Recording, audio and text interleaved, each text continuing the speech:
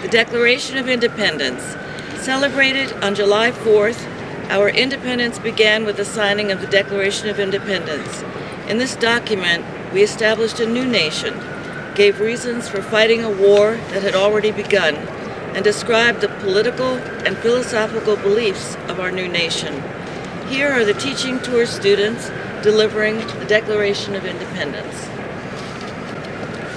When in the course of human events, it becomes necessary for one people to dissolve the political bands which have connected them with another, and to assume among the powers of the earth the separate and equal station to which the laws of nature and nature's God entitle them. A disrespect to the opinions of mankind requires that they should declare the causes which impel them to the separation.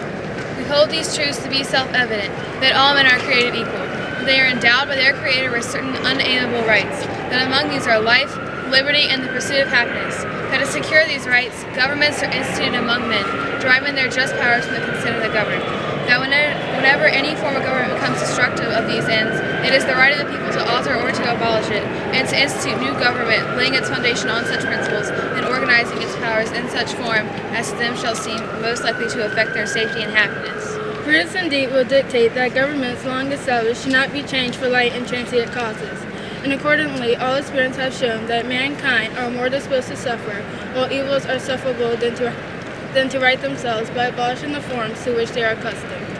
But when a long train of abuses and usurpations, pursuing invariably the same object, evinces a design to reduce them under absolute despotism, it is their right, it is their duty to throw off such government and to provide new guards for their future security. Such has been the patient sufferance of these colonies, and such is now the necessity which constrains them to alter their former systems of government.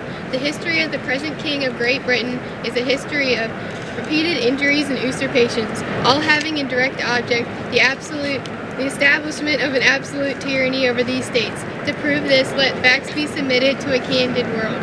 The king has refused. The king has forbidden. The king has neglected. The king has obstructed. We, therefore, the representatives of the United States of America and General Congress assembled, appealing to the Supreme Judge of the world for the rectitude of our intentions, do, in the name and by the authority of the good people of these colonies, solemnly publish and declare that these United Colonies are, and of right ought to be, free and independent states, that they are absolved from all allegiance to the British Crown, and that all political connection between them and the state of Great Britain is, and ought to be, totally dissolved, and that, as free and independent states, they have full power to levy war, conclude peace, contract alliances, establish commerce, and do all other acts and things which independent states may of right do.